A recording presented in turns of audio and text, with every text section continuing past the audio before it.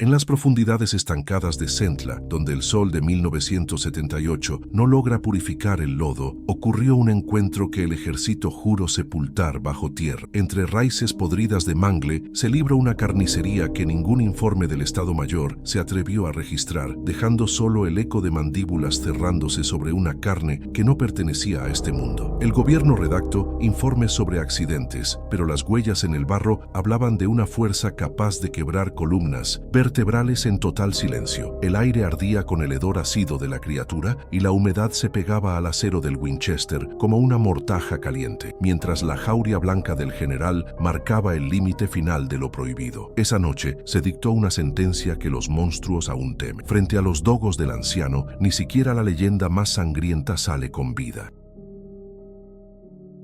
El sol de Tabasco no perdona a los vivos ni respeta a los muertos, y en el rostro de don Severino Mendieta, apodado silenciosamente como el general, cada arruga cuenta una historia de fiebre y pólvora. Los pantanos de Centla se extienden como una herida abierta de lodo y agua estancada en este año de 1978, donde la humedad se pega a la piel como una mortaja caliente. Severino camina con la pesadez de quien ha visto demasiado. Sus ojos inyectados de sangre por la malaria persistente, observan el horizonte verde con una desconfianza táctica. No hay paz en este retiro, solo una vigilia constante marcada por el sudor que baja por su nuca y el peso reconfortante de la experiencia militar que nunca lo abandonó. En este rincón olvidado del mundo, la vida se mide por la capacidad de resistir el asedio de la naturaleza salvaje. La carabina Winchester modelo 1894 descansa sobre los muslos de Severino, con la madera del guardamano pulida por años de contacto con palmas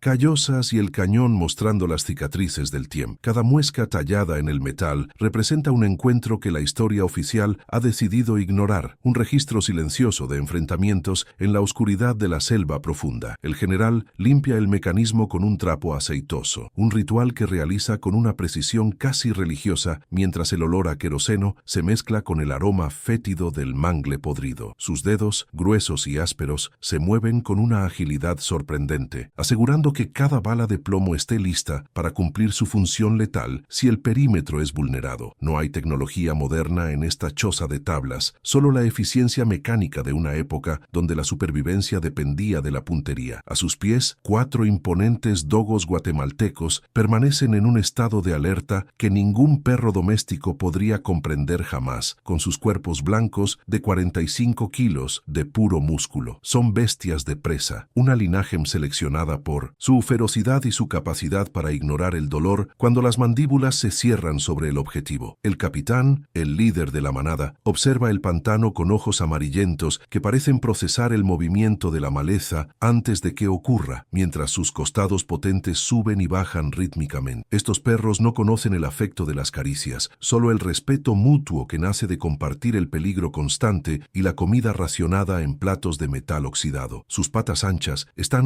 diseñadas para no hundirse en la ciénaga, y sus colas cortas se mantienen rígidas, señalando una tensión que nunca abandona el campamento del general. El comportamiento de la jauría es una extensión directa de la disciplina militar que Severino impone en cada rincón de su dominio, donde no hay espacio para el error o la debilidad. Los dogos se desplazan en una formación táctica natural, cubriendo los flancos del hombre con una sincronía que solo se logra tras años de cacerías nocturnas bajo la luna de Tabasco. Si un canino emite un gruñido bajo, el general ya sabe qué dirección debe tomar su mirada, interpretando los sutiles cambios en el lenguaje corporal de sus compañeros de armas. Son máquinas biológicas capaces de triturar los huesos de un jacaré adulto con una presión de mandíbula aterradora, pero ante Severino mantienen una sumisión pétrea basada en la jerarquía del mando. En la soledad del pantano, estos guardianes de pelaje corto son la única barrera real entre la civilización precaria y el horror que respira entre los manglares. Al costado de su cinturón de cuero grueso, un machete de acero carbono cuelga en una funda gastada, con la hoja tan afilada que podría cortar un cabello al aire sin resistencia. El general lo utiliza no solo para abrirse paso entre la vegetación asfixiante de Centla, sino como un instrumento de defensa final, cuando la distancia se acorta y el Winchester ya no es útil. La hoja está manchada por la savia de 1000 plantas y la sangre de animales que intentaron desafiar su territorio, reflejando la luz mortecina de la tarde con un brillo grisáceo. Severino pasa una piedra de afilar sobre el metal con movimientos largos y constantes, produciendo un sonido metálico que es el único diálogo que mantiene con el entorno hostil. Cada pasada de la piedra reafirma su compromiso con la letalidad, pues en estas tierras, un filo mellado es equivalente a una sentencia de muerte lenta y dolorosa. La choza se levanta sobre pilotes de madera de zapote, manteniéndose a duras penas por encima del nivel de las aguas negras que fluyen perezosamente bajo la estructura durante la temporada de lluvias. El aislamiento es absoluto, una decisión deliberada de un hombre que ha servido a los intereses más oscuros del Estado y ahora solo busca la pureza de la lucha por la vida. La aldea más cercana queda a 2 días de navegación difícil a través de canales laberínticos y los pocos habitantes que conocen la ubicación de Severino evitan acercarse por puro temor supersticioso. Los rumores locales hablan de un hombre que se volvió parte del pantano, alguien que olvidó las leyes de los hombres para adoptar el código de los depredadores que habitan la sombra. El general acepta este estigma con la indiferencia de quien ha enterrado demasiados secretos en las fosas comunes del pasado post-revolucionario. El aire en los pantanos de Centla es una masa densa de humedad que pesa en los pulmones como si se estuviera respirando agua hirviendo, cargado de un hedor metálico y vegetal. Las moscas y mosquitos forman nubes negras que zumban alrededor de las orejas de los perros, pero ni los animales ni el hombre parecen notar el asedio constante de los insectos. El general ha desarrollado una piel curtida, similar al cuero viejo, que parece inmune a las picaduras y al sol que quema incluso a través de la densa bóveda de hojas de palma. Todo en este entorno parece estar en un proceso eterno de descomposición y renacimiento, donde la muerte de un árbol alimenta la vida de 1000 parásitos en un ciclo infinito de crueldad. Severino observa cómo el limo verde cubre la superficie de los canales, ocultando las amenazas que acechan justo debajo de la delgada capa de quietud absoluta. La rutina comienza antes de que los primeros rayos de luz atraviesen la neblina matutina, con una inspección minuciosa de los perímetros de seguridad que el general ha establecido alrededor de su refugio. No hay alambre de espino ni minas, solo una serie de indicadores naturales y trampas de sonido que solo un ojo entrenado en la contrainsurgencia podría detectar en la maleza. Los perros siguen sus pasos en silencio, olfateando cada rastro de barro removido o rama rota que pudiera indicar la intrusión de un extraño o una bestia de presa. Cada movimiento de Severino es económico y deliberado, ahorrando energías para el momento en que la verdadera amenaza se presente desde la oscuridad más profunda del manglar negro. Se alimenta de raciones secas y carne ahumada de tepezcuintle, manteniendo su cuerpo en una delgadez fibrosa que esconde una fuerza física capaz de someter a un hombre joven. El silencio en el pantano no es la ausencia de sonido, sino un coro ensordecedor de chicharras, ranas y el chapoteo ocasional de un reptil sumergiéndose en las aguas oscuras del estero profundo. Sin embargo, para los oídos del general, estos ruidos son el ruido blanco que oculta las anomalías, el crujido de una madera que no debería sonar o el cese repentino del canto de los insectos. La falta de comunicación humana ha agudizado sus otros sentidos, permitiéndole oler el cambio de clima o la presencia de un animal grande a varios metros de distancia en la jungla. No extraña la radio ni los periódicos, pues las noticias del mundo exterior le resultan ajenas y vacías comparadas con la realidad tangible del barro bajo sus botas. Su vida es una oda a la reclusión, un refugio construido con la voluntad de hierro de quien ya no espera nada de la humanidad. Al caer la noche, la penumbra transforma el paisaje en un reino de sombras alargadas, donde cada tronco de mangle parece cobrar vida propia ante la vista cansada pero vigilante del veterano. El general se sienta en su porche elevado, con el Winchester cargado y listo, mientras los dogos se distribuyen estratégicamente en los puntos cardinales del claro para cubrir todos los ángulos posibles de ataque. El olor a tabaco de su pipa, el único lujo que se permite, flota brevemente en el aire antes de ser disipado por la brisa caliente que sopla desde el golfo. Es en estas horas de oscuridad total cuando la frontera entre lo real y lo legendario se vuelve más delgada, y Severino lo sabe mejor que nadie en Tabasco. La noche no es su enemiga, sino el escenario donde su verdadera naturaleza de guardián se manifiesta con una intensidad que roza la obsesión demente. La calma se rompe cuando la luz del amanecer revela un vacío insoportable en el centro del claro, donde el capitán solía esperar su ración de carne. El general sale al porche y nota de inmediato que los otros 3 perros están arrinconados bajo la estructura de madera, con los pelos del lomo erizados y las colas ocultas entre las patas traseras. No hay rastro de pelea ruidosa, ni ladridos que alertaran durante la madrugada, solo un silencio sepulcral que pesa más que la propia humedad del pantano. Severino baja los escalones con el Winchester en la mano, sintiendo que el aire se ha vuelto más denso y difícil de procesar para sus pulmones cansados por la enfermedad. Sus botas se hunden en el barro mientras busca señales de su perro líder, el más fuerte y experimentado de toda la jauría de dogos guatemaltecos. El hallazgo ocurre a unos 20 metros de la orilla del canal principal, donde la vegetación de manglar se vuelve casi impenetrable para cualquier ser humano común. Los restos del capitán yacen esparcidos sobre un lecho de hojas muertas, pero no es una escena de depredación natural como la que dejaría un jaguar hambriento o un caimán. El perro, un animal de pura fibra y valentía, ha sido partido literalmente en dos, con una fuerza que desafía la lógica de la biología animal conocida. No hay marcas de mordidas pequeñas ni desgarros accidentales, sino cortes profundos y brutales que sugieren el uso de garras enormes capaces de atravesar el tejido muscular y el hueso con una facilidad aterradora. El general observa la carnicería con una expresión de piedra, mientras el olor a hierro de la sangre fresca satura el ambiente sofocante. Lo que más perturba el juicio táctico del veterano es la ausencia total de ruido durante el ataque, una hazaña imposible contra un guardián de la talla del capitán. Un perro de presa de 45 kilos no muere en silencio, a menos que el atacante posea una velocidad y una letalidad que anulen cualquier instinto de defensa inmediata. Severino se acuclilla cerca de los restos, examinando la precisión del daño estructural en el cadáver del canino, notando que la columna vertebral fue quebrada como si fuera una simple rama seca de sauce. La ferocidad del acto no parece ser el resultado de la necesidad alimentaria, sino un mensaje de dominio territorial enviado por algo que conoce bien las debilidades de los seres vivos. El silencio del pantano en este momento se vuelve una presencia física que presagia un retorno inevitable de la violencia. Una sacudida eléctrica recorre la columna vertebral de Severino, un escalofrío que no pertenece a los temblores cíclicos de la malaria que ha padecido durante décadas en Tabasco. Sus manos, habitualmente firmes como la roca de la sierra, experimentan un leve temblor involuntario que le obliga a apretar con más fuerza el guardamano de madera de su carabina Winchester. Es una reacción física de trastorno de estrés postraumático, un eco somático de misiones olvidadas en las que el peligro no tenía un rostro humano ni seguía las leyes de la guerra convencional. El sudor frío empapa su camisa de tela gruesa, mientras sus pupilas se dilatan para absorber cada detalle de la escena del crimen en busca de una explicación racional. La percepción de que algo antiguo y extremadamente peligroso ha regresado a su vida se asienta en su mente con la frialdad de una lápida. Cerca del cuerpo destrozado del perro, el general descubre una serie de huellas impresas profundamente en el barro negro y pegajoso de la ribera del canal estancado. No son las marcas circulares de un felino, ni las pisadas largas de un cánido salvaje, sino impresiones de 5 dedos terminados en garras largas y retráctiles. El tamaño de la huella es desproporcionado, indicando un peso corporal que supera fácilmente los 150 kilos de masa muscular y hueso denso, moviéndose con agilidad. Severino mide la distancia entre los pasos y comprende que la criatura posee una estructura bípeda ocasional, capaz de alternar su locomoción para ganar velocidad o altura según la necesidad del terreno. El patrón de movimiento sugiere una inteligencia táctica que no coincide con el comportamiento errático de los animales silvestres que habitan habitualmente en los pantanos de Centla. Las huellas se dirigen hacia la orilla del agua, donde desaparecen misteriosamente justo en el punto donde el lodo se funde con la corriente lenta y oscura del estero. No hay señales de que la criatura haya nadado de forma ruidosa, simplemente se desvaneció en el elemento líquido con la sigilo de una sombra proyectada sobre el espejo del agua. El general se levanta lentamente, sintiendo el peso de sus años y la responsabilidad de proteger lo que queda de su hogar y su pequeña jauría de guardianes. Un aroma ácido, una mezcla repugnante de orina concentrada y carne en descomposición avanzada, flota brevemente en la brisa antes de ser devorado por el hedor general del manglar. Este olor es el disparador final que desbloquea un archivo mental que Severino había intentado mantener sellado bajo llave durante casi 2 décadas de reclusión voluntaria. La memoria del general retrocede a una operación nocturna en la frontera con Guatemala, donde el ejército encontró una aldea entera diezmada de la misma forma brutal y silenciosa. En aquel entonces, los informes oficiales hablaron de una incursión de guerrilleros extranjeros armados con machetes pesados, pero Severino vio las heridas y y supo que ningún acero humano podía causar tal nivel de devastación. El mismo olor ácido impregnaba los cuerpos apilados en la plaza central, un aroma que se grabó a fuego en su sistema límbico y que ahora regresa con una nitidez insoportable. Los recuerdos de gritos ahogados en la oscuridad y de sombras que se movían más rápido que las ráfagas de fusil comienzan a invadir su presente, nublando su visión periférica. La certeza de que el enemigo de ayer está hoy en su puerta le produce una náusea profunda. Los 3 dogos restantes no se acercan al cuerpo de su líder caído, sino que permanecen en un semicírculo defensivo alrededor del general, emitiendo gemidos bajos y lastimeros. Es un comportamiento inaudito para una raza criada específicamente para enfrentar osos y jaguares sin retroceder ni un solo centímetro ante el peligro inminente de la muerte. La valentía genética de los perros parece haberse quebrado ante la presencia del rastro del andarillo de la noche, revelando una vulnerabilidad que Severino nunca había presenciado en sus animales. Los canes olfatean el aire con desconfianza, sus cuerpos, musculosos, temblando levemente bajo la luz filtrada por las copas de los árboles de mangle negro y zapote. El general comprende que la lealtad de sus perros será puesta a prueba no por la fuerza bruta, sino por un terror ancestral que parece emanar de la propia tierra del pantano. El veterano realiza una evaluación táctica de su posición, dándose cuenta de que su retiro pacífico se ha transformado en una zona de combate donde él es el objetivo principal. El conocimiento de que las autoridades mintieron sobre la eliminación de la amenaza en el pasado genera una amargura que se mezcla con su instinto de supervivencia militar. Severino sabe que no puede esperar ayuda de la policía rural ni de los destacamentos militares cercanos, pues ellos son los primeros en negar la existencia de tales horrores biológicos. La estructura de su defensa debe ser revisada de inmediato, reforzando los puntos ciegos de la choza y preparando trampas que no dependan solo de la detección de sus perros. Asustados, el hombre que fue un ejecutor de las sombras del Estado resurge de las cenizas de su retiro, con una frialdad operativa que reemplaza cualquier rastro de miedo humano. El ambiente en los pantanos de Centla sufre una transformación sutil pero definitiva, como si la naturaleza misma estuviera conteniendo el aliento ante la proximidad del depredador de ápice. Las aves que suelen gritar al amanecer han guardado un silencio absoluto, y ni siquiera el zumbido de los tábanos parece tener la misma intensidad agresiva de las mañanas anteriores. El general nota cómo el agua del canal se mantiene perfectamente plana, sin las ondulaciones habituales causadas por el movimiento de los peces o los pequeños reptiles que habitan el lodo. Esta calma antinatural es la señal más clara de que la criatura permanece cerca, observando desde la espesura con una paciencia que solo poseen los cazadores que no temen a nada. Severino se siente como un soldado atrapado en una trinchera invisible, esperando el primer movimiento de un enemigo que conoce perfectamente sus rutinas diarias. Con movimientos lentos para no alertar a lo que sea que lo vigila, el general regresa a la choza para recoger equipo adicional y provisiones de munición para el Winchester. Cada paso es calculado para minimizar el ruido sobre las tablas de madera, manteniendo el cañón de la carabina orientado hacia el manglar denso que rodea el campamento. Los perros lo siguen pegados a sus talones, buscando la seguridad de su presencia mientras sus orejas se mueven frenéticamente, captando frecuencias de sonido imperceptibles para el oído humano. Severino extrae de un cajón oculto una serie de cartuchos de posta pesada que él mismo ha modificado para obtener una mayor potencia de parada a corta distancia contra objetivos de gran masa. No hay espacio para la duda en su mente. La preparación técnica es la única respuesta válida ante un horror que la ciencia oficial se niega a reconocer. El recuerdo de una herida, similar en el pecho de un cabo durante la campaña del 72, surge en la mente del general con una claridad fotográfica. Aquel hombre fue arrastrado hacia la oscuridad de la selva chiapaneca y devuelto al amanecer con el tórax abierto de par en par, mostrando una fuerza de desgarro inhumana. Severino recuerda cómo los oficiales superiores quemaron el cadáver y redactaron un informe falso sobre un ataque de jaguar rabioso para evitar el pánico entre las tropas y la población. La impunidad con la que operaba la bestia era protegida por el mismo sistema al que él sirvió fielmente. Una ironía que ahora le quema en el estómago como un trago de tequila barato. El patrón de ataque contra el capitán confirma que se enfrenta a la misma estirpe de cazador, un ser que no ha envejecido ni ha perdido su ferocidad. La percepción del tiempo se altera para el veterano, quien ahora vive en un estado de hipervigilancia donde cada segundo es una oportunidad para detectar una anomalía en el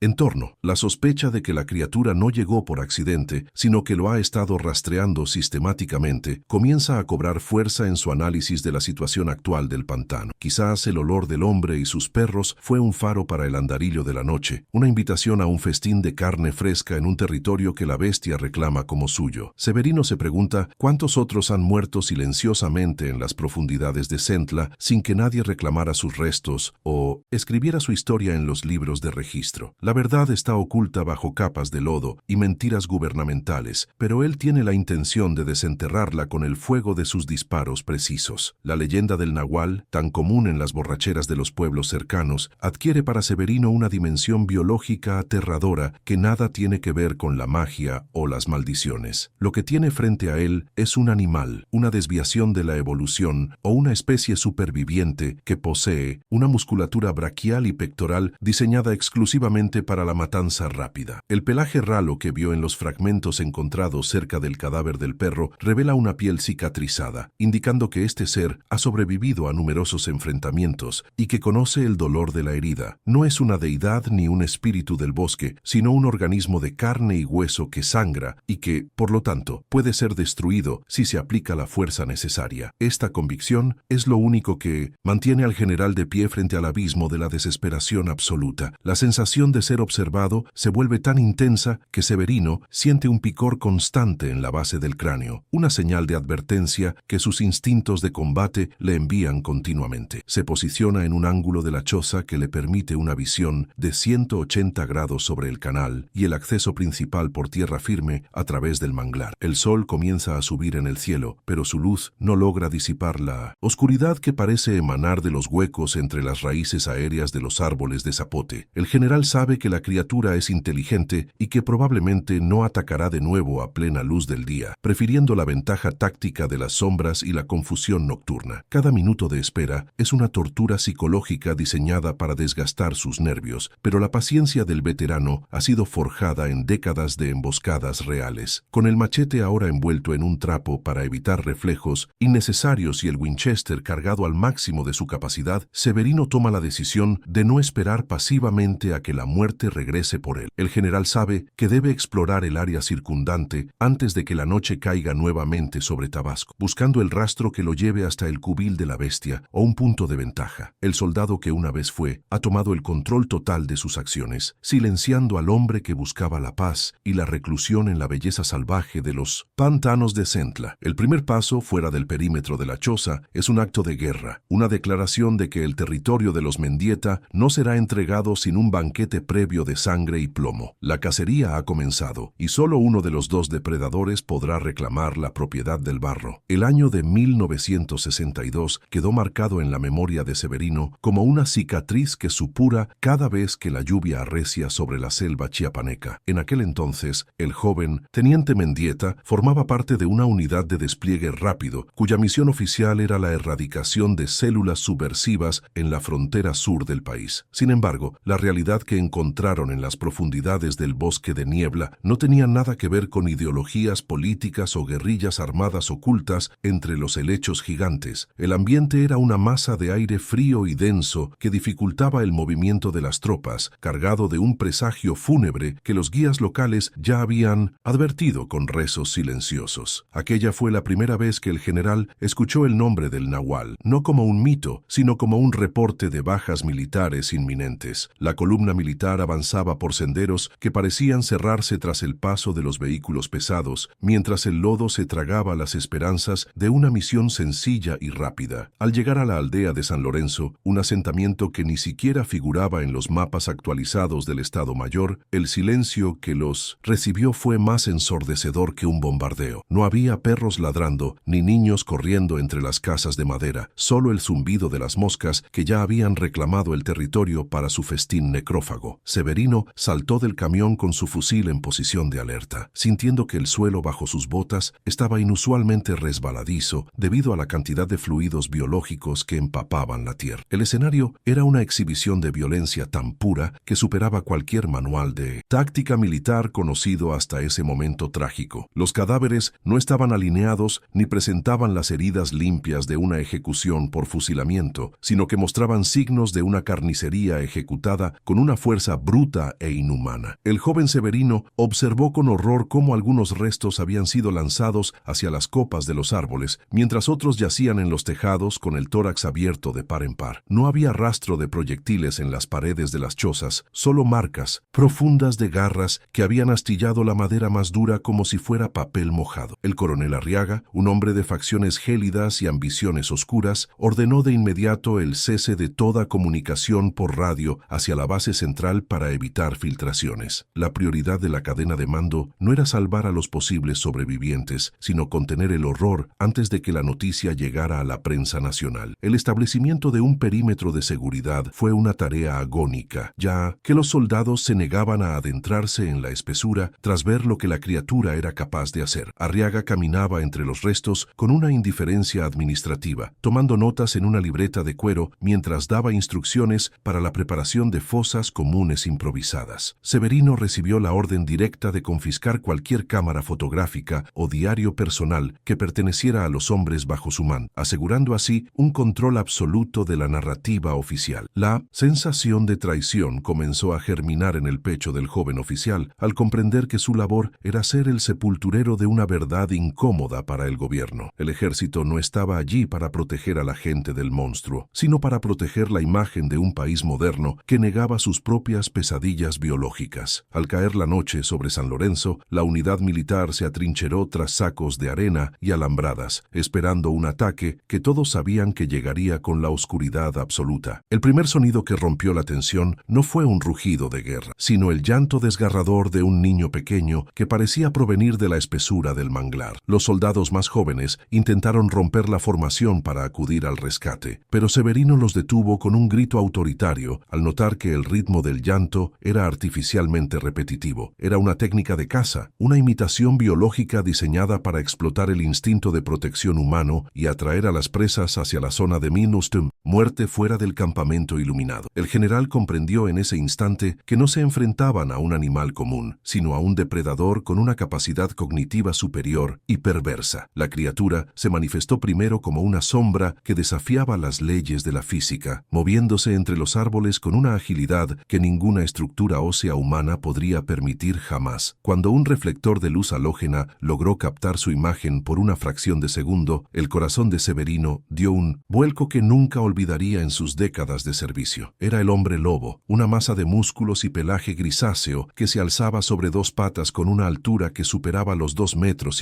Su piel estaba tensa, dejando entrever una red de venas que palpitaban con una energía frenética, mientras sus ojos amarillos reflejaban la luz con un brillo de inteligencia maligna. No había nada de magia en su presencia. Era una entidad biológica tangible que exhalaba un vapor caliente y fétido hacia el aire gélido de la noche chiapaneca. El tiroteo estalló con una furia descontrolada, iluminando la selva con ráfagas de fuego automático que parecían rebotar en la agilidad sobrenatural de la bestia que los acechaba desde las sombras. Los proyectiles de calibre estándar apenas parecían ralentizar su avance, produciendo salpicaduras de sangre oscura que confirmaban su naturaleza orgánica, pero resistente a los ataques convencionales del ejército. Severino disparaba su fusil de servicio con manos sudorosas, viendo cómo sus hombres caían no por balas perdidas, sino por los impactos brutales de una criatura que se movía como un rayo. Los gritos de agonía se mezclaban con el sonido metálico de los cargadores vacíos y el crujido de los huesos al ser aplastados por mandíbulas capaces de generar toneladas de presión. La formación táctica se desintegró en cuestión de minutos, dejando al descubierto la fragilidad del entrenamiento militar ante la ferocidad del andarillo de la noche. En medio del caos, Severino se encontró cara a cara con la bestia, sintiendo el calor de su aliento ácido y el hedor a muerte que emanaba de sus poros dilatados. La criatura se detuvo un instante, observándolo con una curiosidad predadora que heló la sangre en las venas del oficial, permitiéndole ver las cicatrices de viejas batallas en su pecho. El joven teniente notó que la bestia no buscaba solo alimentarse, sino que disfrutaba sembrando el terror y desarticulando la voluntad de lucha de aquellos que osaban invadir su territorio ancestral. Fue un encuentro de voluntades donde el hombre reconoció la supremacía física del monstruo, mientras este último parecía reconocer en el soldado a un oponente digno de ser cazado con paciencia. Antes de que pudiera atacar, una granada de fragmentación estalló cerca, cubriendo la escena con una nube de humo y esquirlas que obligó al nahual a retirarse. El amanecer trajo consigo la llegada de unidades especiales de inteligencia, hombres sin insignias que se movían con una eficiencia quirúrgica para borrar todo rastro del enfrentamiento nocturno en San Lorenzo. Severino recibió la instrucción de reunir a los pocos supervivientes y escoltarlos a un camión con las ventanas selladas, bajo la amenaza de ser juzgado por traición a la patria si hablaba. El coronel Arriaga supervisó personalmente el uso de bidones de gasolina y sustancias químicas para incinerar no solo los restos de la bestia que habían quedado atrás, sino también las chozas. El humo negro se elevó hacia el cielo de Chiapas, como una señal de que la historia de la aldea y sus habitantes estaba siendo borrada de la existencia oficial. Cada evidencia física, desde huellas hasta fragmentos de piel, fue recolectada y colocada en contenedores de acero para ser enviada a un destino desconocido. Los sobrevivientes de la aldea fueron llevados a centros de detención, donde se les aplicaron técnicas de intimidación psicológica para asegurar que nunca relataran lo ocurrido bajo la luna de San Lorenzo. Se les obligó a firmar declaraciones donde afirmaban que el ataque había sido perpetrado por bandoleros armados provenientes de la frontera guatemalteca, una mentira conveniente para la política exterior. Severino observaba desde las sombras cómo se destruían vidas y memorias en nombre de la seguridad nacional y la estabilidad social que el gobierno quería proyectar al mundo. El miedo en los ojos de los campesinos era un reflejo de su propia impotencia ante un sistema que prefería la mentira segura sobre el horror verosímil de la naturaleza. La culpabilidad comenzó a pesar en sus hombros como un fardo de plomo, transformando su lealtad institucional en una desconfianza profunda y silenciosa hacia sus superiores jerárquicos. El reporte oficial final, redactado por el propio Severino bajo la supervisión de Arriaga, describió una supuesta explosión de un polvorín clandestino que había causado la destrucción total del asentamiento irregular. No hubo mención de garras ni de bestias de 2 metros, ni del llanto mimético que había atraído a los soldados hacia su muerte en la oscuridad de la selva. El documento fue sellado como información clasificada de alto nivel, destinado a pudrirse en los archivos olvidados de la Secretaría de la Defensa Nacional por los siglos de los siglos. Mendieta comprendió que la verdad era una mercancía peligrosa que podía costar la vida si se manejaba sin la debida precaución en los círculos del poder político mexicano. La eficiencia con la que se eliminó la evidencia fue un testimonio de la capacidad del Estado para fabricar realidades paralelas según su conveniencia inmediata y estratégica. Los años siguientes fueron una lucha constante contra las pesadillas que regresaban cada noche, recreando el sonido de los huesos rotos y el olor ácido que ahora perseguía al general en Tabasco. Severino intentó ahogar los recuerdos en misiones rutinarias de patrullaje rural, pero la sombra del hombre lobo siempre acechaba en la periferia de su visión durante las guardias nocturnas. Cada vez que escuchaba hablar de desapariciones misteriosas en las zonas remotas del país, sabía en su interior que la bestia no había sido eliminada, sino simplemente ignorada por conveniencia política. La biología de aquel ser era demasiado perfecta para ser erradicada por un solo encuentro militar mal planificado y ejecutado por hombres aterrorizados por lo desconocido. La convicción de que el andarillo de la noche era una constante en 1900. El ecosistema mexicano se convirtió en su verdad privada y dolorosa. La decisión de retirarse a los pantanos de Centla no fue un acto de cobardía, sino una búsqueda desesperada de un entorno donde sus habilidades pudieran servir de algo si el pasado decidía regresar. Severino eligió un lugar donde la civilización terminaba y la ley de la naturaleza dictaba las reglas, preparándose sistemáticamente para el encuentro que su instinto le decía que era inevitable. Entrenó a sus dogos guatemaltecos con la misma rigurosidad con la que se forjan las unidades de élite, buscando crear una barrera defensiva que no fallara como sus hombres. En 1962, el Winchester y el machete de acero carbono se convirtieron en sus únicos confidentes, herramientas diseñadas para enfrentar la realidad física de un depredador que no conoce la piedad ni el remordimiento. El general se transformó en un guardián solitario, esperando el momento en que el ciclo del horror se cerrara. Definitivamente, el coronel Arriaga murió años después en un accidente aéreo que muchos calificaron de sospechoso, llevándose consigo gran parte de los secretos sobre la ubicación extracción de los restos biológicos recolectados en San Lorenzo. Sin embargo, antes de morir, le envió a Severino una carta breve donde admitía que la criatura era una especie remanente que el gobierno no sabía cómo catalogar ni controlar. En la misiva se insinuaba que otros avistamientos habían ocurrido en Veracruz y Quintana Roo, todos silenciados con la misma brutalidad institucional que el veterano había presenciado en su juventud militar. La carta confirmaba que el hombre lobo era una realidad biológica plausible, un error de la naturaleza o una adaptación extrema que habitaba en los rincones más oscuros de la geografía nacional. Esta información solo sirvió para aumentar la paranoia de Severino, quien comenzó a ver en cada sombra una amenaza potencial de muerte. La brutalidad de la bestia no era un acto de maldad consciente, sino la expresión pura de un instinto de dominación territorial que no permitía la presencia de competidores en su área de influencia. El general analizaba los reportes antiguos buscando patrones de comportamiento que le permitieran anticipar los movimientos del andarillo de la noche en el complejo laberinto de los manglares de Tabasco. Aprendió que la criatura evitaba los ruidos fuertes y las fuentes de luz intensas, prefiriendo la ventaja del sigilo y la sorpresa para desarticular la defensa de sus presas antes del ataque final. El recuerdo del capitán, partido a la mitad, regresaba a su mente como una confirmación de que la técnica de la bestia no había cambiado en absoluto durante todo este tiempo transcurrido. La experiencia de San Lorenzo era su manual de supervivencia ahora que el enemigo estaba nuevamente dentro de su perímetro personal. El silencio que las autoridades mantenían sobre el tema era la mayor traición de todas, dejando a la población rural indefensa ante un depredador que superaba sus capacidades de defensa rudimentaria. Severino recordaba cómo se habían quemado las evidencias de San Lorenzo para mantener la calma social, mientras las familias de los desaparecidos seguían esperando respuestas que nunca llegarían desde las oficinas gubernamentales. La quema de evidencias no era solo un acto de limpieza física, sino una política de Estado para borrar cualquier vestigio de lo que desafiara la lógica científica y el orden establecido. El veterano se sentía como el último testigo de un genocidio biológico oculto bajo capas de burocracia y cinismo oficial, una carga que le impedía dormir incluso en las noches más tranquilas. Su misión ahora era personal, una forma de redención por haber sido parte de la maquinaria de la mentira gubernamental. La soledad en Centla le permitió a Severino desarrollar una conexión casi mística con el entorno, aprendiendo a leer las señales del pantano con la precisión de un experto en rastreo de combate selvático. Sabía que la bestia lo estaba evaluando, reconociendo en él a un oponente que no huiría ante el primer signo de peligro, a diferencia de las víctimas fáciles que solía encontrar en los pueblos. El general preparó su mente para la batalla final, eliminando cualquier rastro de duda o sentimentalismo que pudiera nublar su juicio táctico en el momento crucial del enfrentamiento sangriento. Cada día de espera era una preparación para el instante en que el Winchester modelo 1894 tuviera que demostrar que el acero y la pólvora aún tenían algo que decir contra el instinto asesino. El pasado y el presente estaban a punto de colisionar en un banquete de barro y violencia incontrolable. El reflejo de la luna sobre el agua estancada del canal parecía un presagio de la sangre que pronto empaparía el lodo de los pantanos de Centla, cerrando un círculo de horror que comenzó en 1962. Severino cerró los ojos un momento, escuchando el latido de su propio corazón y el de sus perros sobrevivientes, sintiendo la proximidad de la sombra que lo había perseguido toda su vida. El recuerdo de los gritos en San Lorenzo se desvaneció, reemplazado por la frialdad operativa de un soldado que ha aceptado su destino como el último bastión de la verdad enterrada. No habría informes oficiales esta vez, ni testigos intimidados por el ejército, solo el veredicto final de la supervivencia del más apto en la oscuridad profunda del México rural. El andarillo de la noche estaba cerca, y el general Mendieta estaba finalmente listo para terminar lo que comenzó en la selva. ¿Crees que el gobierno oculta la existencia de depredadores reales en nuestras selvas? Comparte este video si crees que la verdad debe salir a la luz y suscríbete para ver el desenlace de esta cacería. El general Severino Mendieta se adentra en el corazón del estero, donde las raíces del mangle negro forman una maraña impenetrable de madera podrida y lodo viscoso. Sus 3 dogos, guatemaltecos, caminan en formación de flecha, con los músculos tensos y el olfato saturado por el aroma a azufre y descomposición orgánica que emana de las aguas estancadas. El Winchester modelo 1894 descansa en sus manos con una familiaridad mortal, mientras sus ojos recorren cada centímetro de la vegetación región en busca de una anomalía en el patrón natural del pantano. La humedad de Tabasco se condensa en gotas de sudor que recorren sus sienes, mezclándose con el aceite de la carabina y el polvo del camino. Cada paso es una decisión estratégica, un avance calculado hacia el territorio donde el andarillo de la noche ha dictado su ley de sangre y silencio absoluto. El rastro de la bestia se vuelve más evidente a medida que el grupo avanza hacia las zonas donde el agua alcanza la cintura de los perros. Severino observa ramas de zapote quebradas a una altura que ningún animal conocido en México podría alcanzar, mostrando fibras de madera desgarradas por una fuerza bruta y desmedida. El